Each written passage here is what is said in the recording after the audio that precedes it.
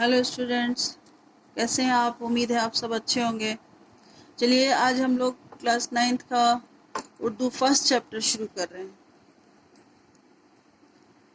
इस चैप्टर के पढ़ने से पहले हम इस चैप्टर के राइटर सर सैयद अहमद ख़ान के बारे में पढ़ें।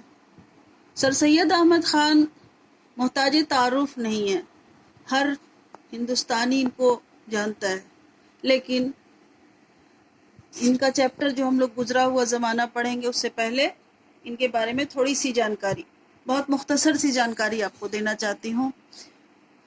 1817 यानी 1817 को सर सैयद अहमद ख़ान दिल्ली में पैदा हुए।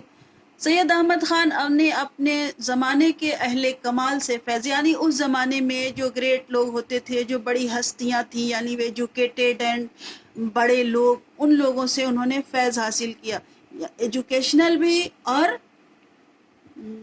रहन सहन का जो तौर तरीक़ा यानी डिसिप्लिन भी उन्होंने, और एजुकेशन भी, सब उस ज़माने के जो बहुत बड़े लोग हुआ करते थे उनसे हासिल किया। 1839 को 1839 में उन्होंने अंग्रेज़ी सरकार में मुलाजमत नौकरी अख्तियार की और मुख्तलिफ मुकामात पर अलग अलग जगहों पे उन्होंने काम किया। 1862 में 1862 में जब वो गाज़ीपुर में थे तो उन्होंने एक अंजुमन बनाई जिसका नाम रखा अंजुमन साइंटिफिक सोसाइटी। अंजुमन मीन्स यूनियन और साइंटिफिक सोसाइटी आप समझ रहे हैं। अंजुमन साइंटिफिक सोसाइटी उन्होंने बनाई। इस अंजुमन का मकसद ये था, इसका काम ये था कि मुख्तलिफ उलूम, अलग अलग तरह का एजुकेशन लोगों को दिया जा सके, अपने मुल्क के लोगों को। मुख्तलिफ उलूम, ख़ास कर साइंस का उलूम। आप जानते हैं साइंस का उलूम की अभी भी ज़्यादा कीमत है, इसलिए कि हम जो डेवलप कर रहे हैं, हमारा मुल्क जो डेवलप कर रहा है वो साइंस के उलूम के ज़रिए ही ज़्यादा डेवलप कर रहा है। तो साइंस के उलूम का ज़्यादा से ज़्यादा मुताला कराया जाए और इन उलूम को हिंदुस्तानियों में आम, जो हमारे हिंदुस्तानी लोग हैं, उनको ज़्यादा से ज़्यादा इल्म दिया जा सके।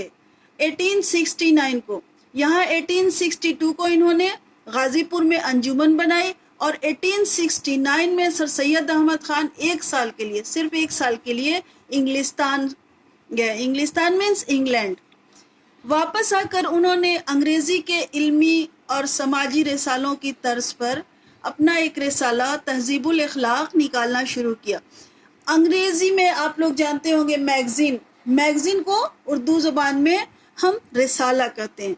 जब वो इंग्लैंड से आए, उस ज़माने में हमारे यहाँ उर्दू ज़बान में कोई इल्मी रिसाला, इल्मी एजुकेशनल मैगज़ीन जो था उस लेवल का, उस तरीक़े का नहीं था। इसलिए जब वो इंग्लैंड से वापस आए तो उन्होंने इल्मी और समाजी रिसालों की तर्ज पर अपना एक रिसाला तहज़ीबुल अखलाक, और उस रिसाला का क्या नाम रखा, उस मैगज़ीन का नाम क्या रखा, तहज़ीबुल अखलाक।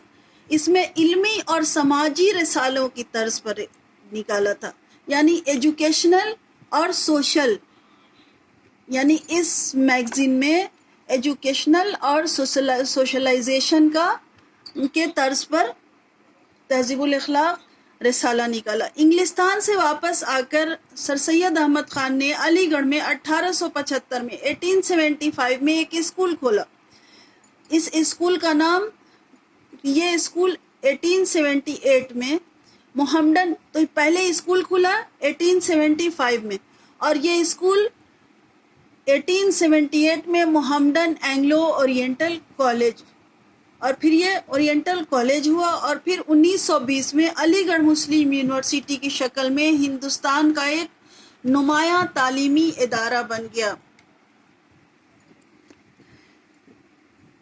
फिर 1878 में सर सैयद अहमद ख़ान को सर का ख़ताब मिला। एक बात मैं बताना चाहूँगी आपसे कि सर का ख़ताब बहुत सारी हस्तियां हैं जिनको मिला है, यानी अल्लामा इकबाल की भी कोई शख्सियत कम नहीं थी। उर्दू अदब में हर शख्स जानता है अल्लामा इकबाल की शख्सियत को। अल्लामा इकबाल को भी सर का ख़ताब मिला और भी बहुत सारे स्कॉलर्स हैं जिनको सर का ख़ताब मिला, लेकिन सर का ख़ताब जिस तरह से सर सैयद अहमद ख़ान को मिला वैसा शायद हिंदुस्तान में किसी को ना मिला।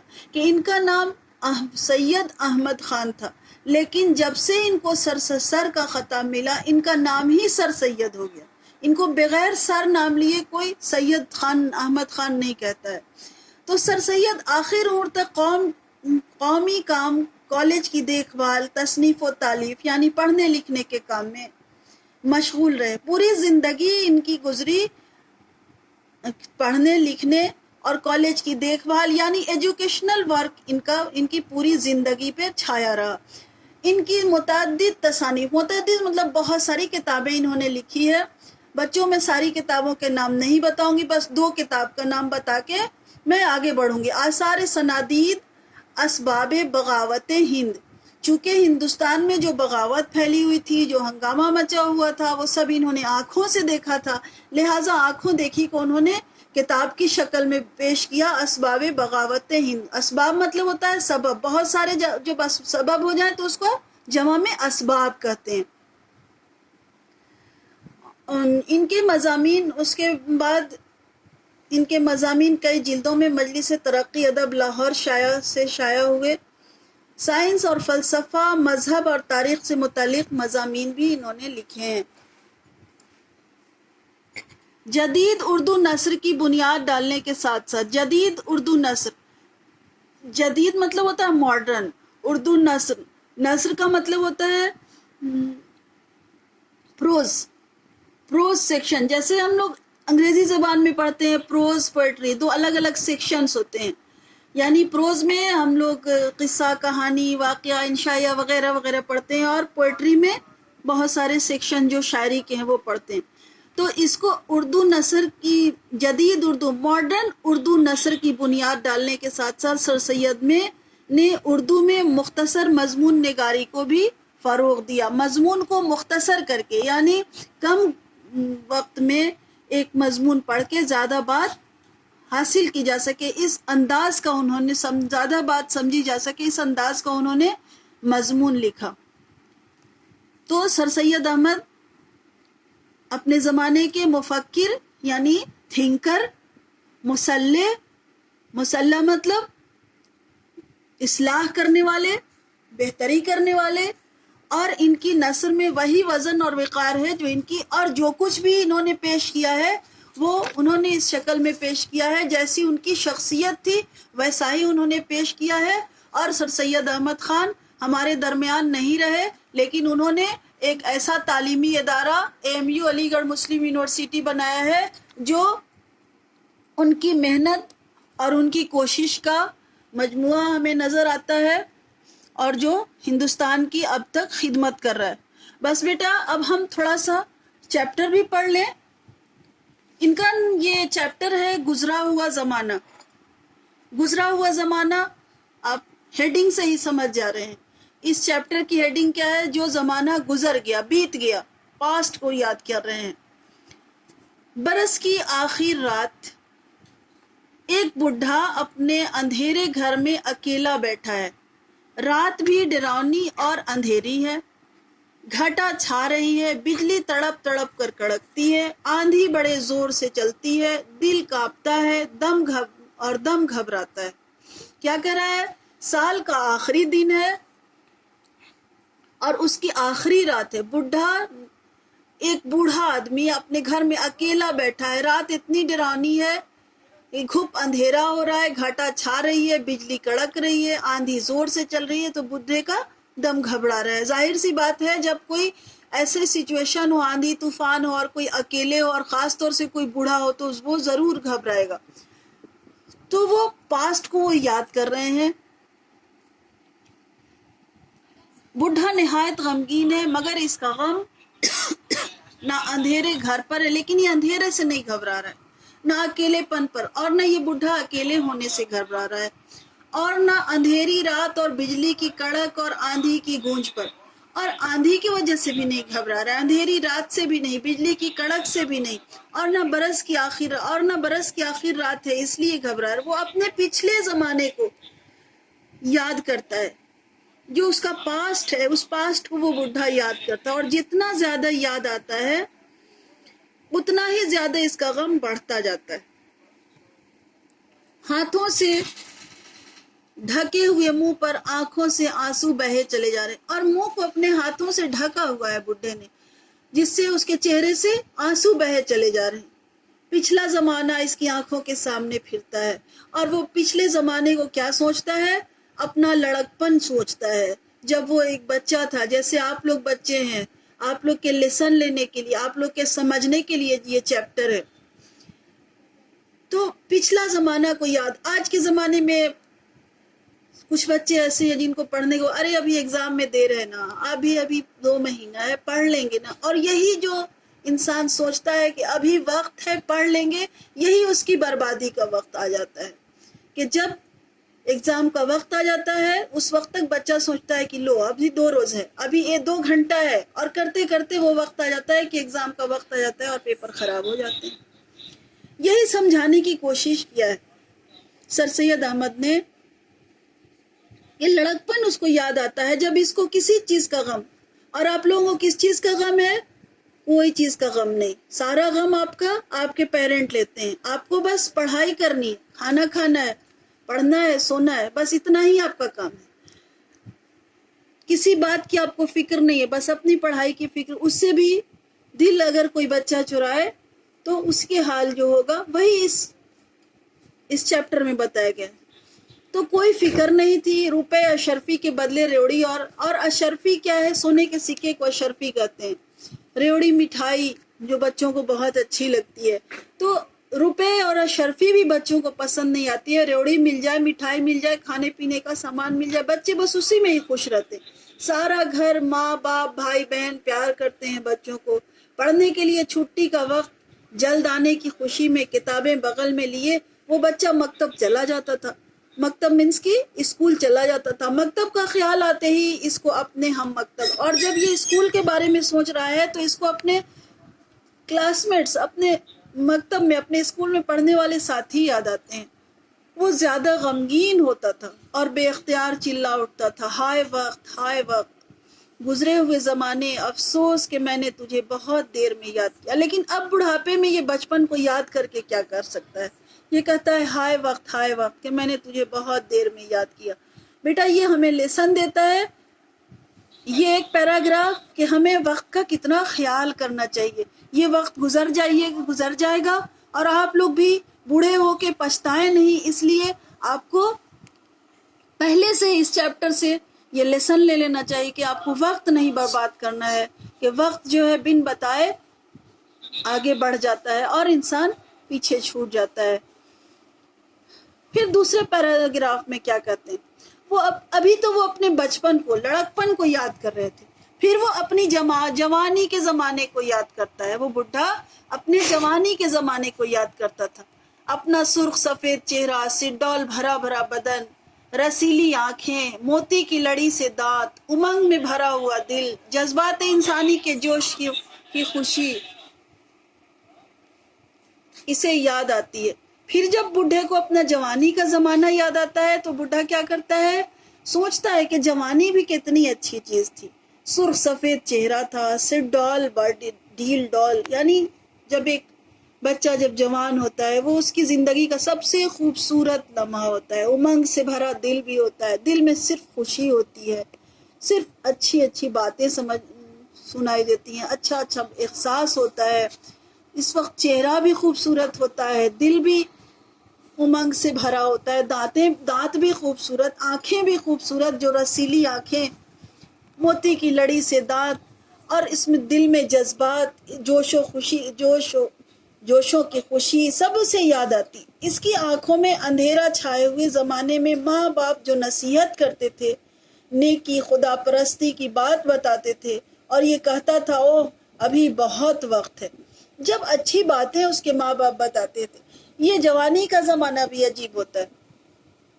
ہر خوشی اس زمانے میں، اس وقت یعنی جوانی میں قوت بھی زیادہ ہوتی ہے، عقل بھی تیزی سے کام کرتی ہے، شکل بھی خوبصورت ہوتی ہے، جسم بھی اچھا ہوتا ہے، قوت بھی ہوتی ہے.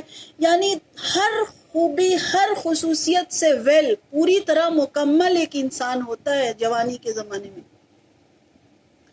اور اس وقت اس کو کوئی جب نصیحت کرتا ہے، کوئی اچھی بات بتاتا ہے کہ دیکھو ایسا نہ کرو، ویسے برا کام نہ کرو، نیکی کرو، اچھا کام کرو، خدا پرستی، یعنی خدا پرستی کا مطلب یہ نہیں کہ صرف بیٹھ کے نماز روزے کرتے رہو. خدا پرستی کا مطلب کہ جو خدا نے، جو اوپر والے نے ہمیں زمین پہ بھیجا ہے تو ہمیں کچھ کام کرنے کے لیے بھیجا. ہم یوں ہی جانوروں کی طرح دنیا میں گزارنے کے لیے نہیں آئے.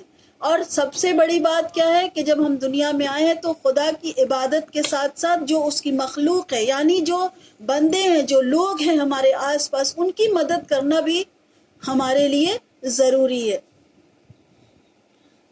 تو یہ ساری نیکیاں جب پیرنٹ، جب رشتہ دار بتاتے تھے تو وہ نوجوانی کے روپ میں، نوجوانی کے امنگ میں، خوشی میں وہ کہتا تھا کہ ابھی بہت وقت ہے، اور بڑھاپے آنے کا کبھی خیال بھی نہ کرتا تھا. اور جیسا کہ عام طور سے کچھ گنے چنے نوجوانوں کو چھوڑ کر عام طور سے زیادہ تر نوجوان یہی سوچتے ہیں کہ ابھی بہت وقت ہے.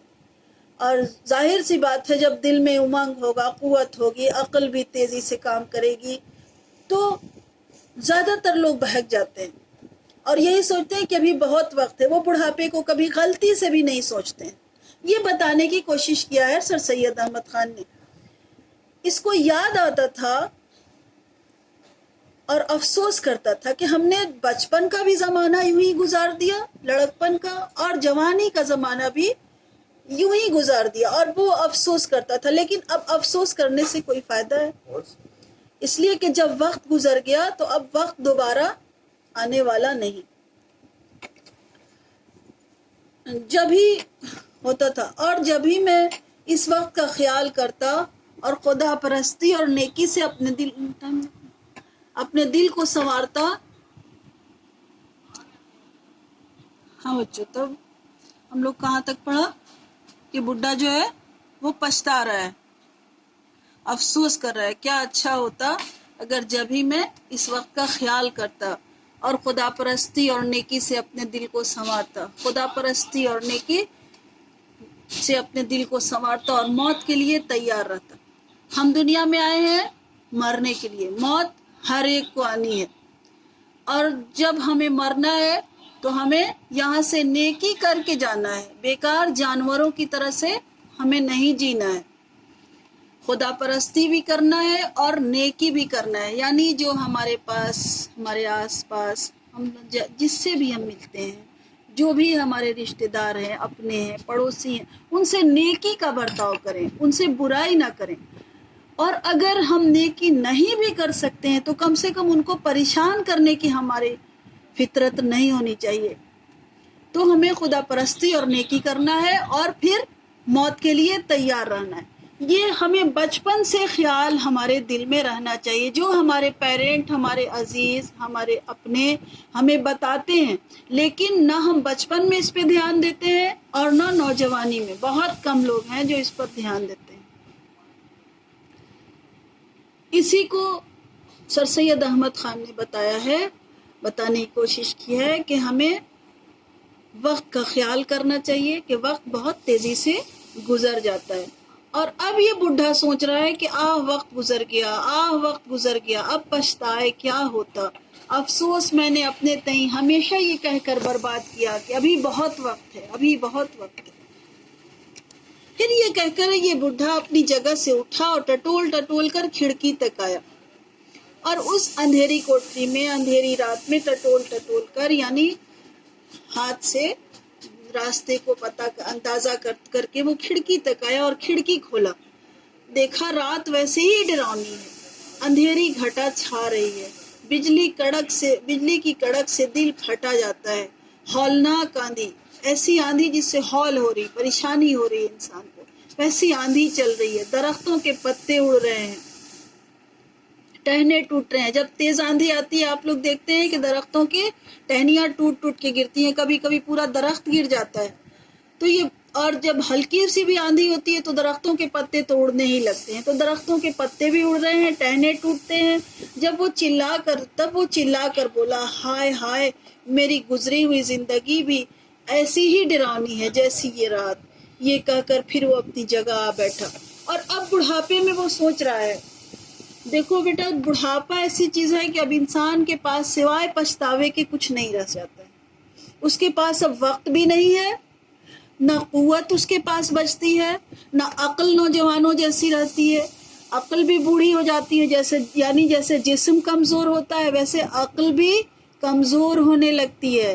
مینس کہ جتنا فاسٹ نوجوان کی بچے کی عقل کام کرتی ہے اتنی فاسٹ بزرگوں کی عقل کام نہیں کرتی ہے۔ تو نہ عقل اب اس لیول کی بچی، نہ قوت بچی، نہ عمر بچی، کچھ بھی نہیں، اب طاقت بھی نہیں ہے کہ کسی کی جا کے مدد کر سکتے ہیں۔ تو اب پچھتانے کے علاوہ اور کچھ بوڑھے کے پاس نہیں بچا۔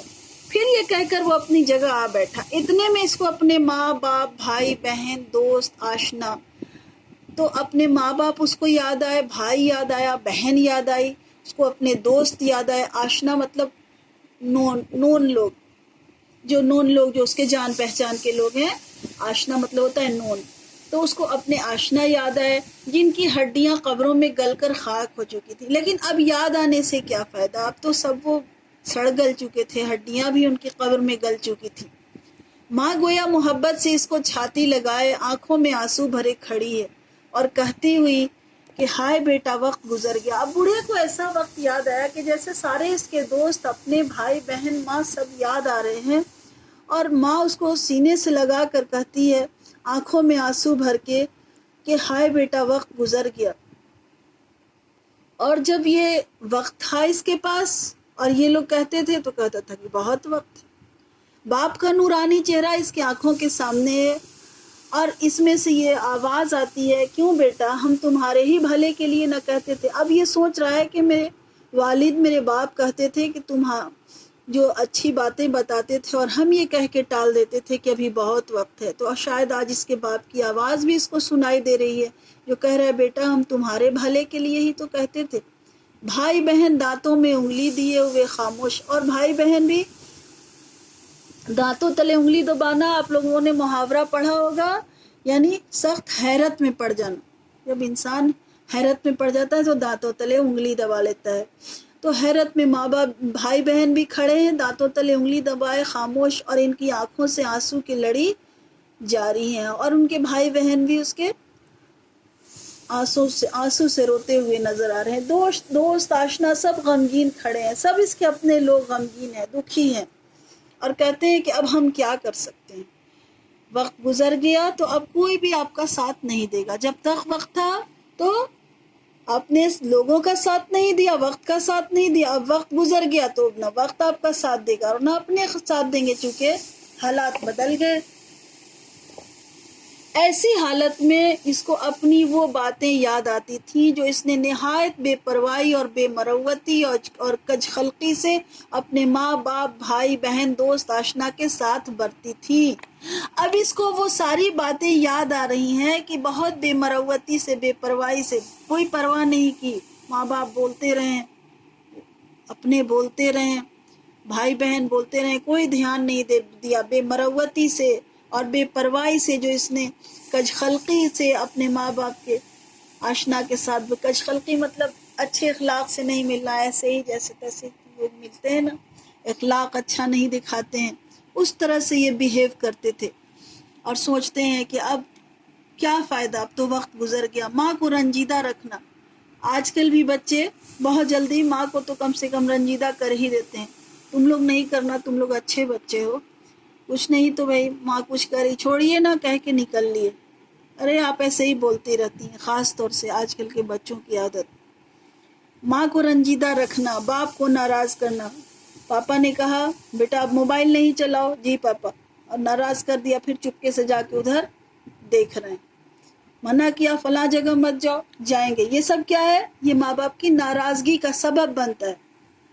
تو یہ اس کو سب دن یاد آ رہا ہے کہ ہم نے ماں کو رنجیدہ کیا، مطلب تکلیف دیا، باپ کو ناراض کیا، بھائی بہن سے بے مروت رہے، دوست آشنا کے ساتھ ہمدردی نہیں کیا، یعنی ان کا ویل وشز نہیں لیا، ان کے ساتھ ہمدردی کا کوئی کام نہیں کیا، سب اس کو یاد آتا تھا۔ اور اس پر ان گلی ہڈیوں میں سے ایسی محبت کا دیکھنا، اس کے دل کو پاش پاش کرنا، دل پاش پاش ہونا مطلب غمگین ہو جانا، یہ سب سوچ کے اس کا دل پاش پاش ہو رہا تھا، غمگین ہو رہا تھا، اس کا دم چھاتی میں گھٹ جاتا تھا اور اس کا دم گھٹنے لگا، اتنا زیادہ غمگین ہوا کہ اس کا دم گھٹنے لگا اور چلا اٹھتا ہے، ہائے وقت نکل گیا، ہائے وقت نکل گیا، اب کیوں کر اس کا بدلہ ہو، اور سوچتا ہے کہ اب اس کا بدلہ کیسے پورا کرے، اب تو وقت نکل گیا۔ وہ گھبرا کر پھر کھڑکی کی طرف دوڑا اور ٹکراتا لڑکھڑاتا کھڑکی تک پہنچا، اس کو کھولا اور دیکھا کہ ہوا کچھ ٹھہری ہے، بجلی کی کڑک کچھ تھمی ہے، پر رات ویسے ہی اندھیری ہے۔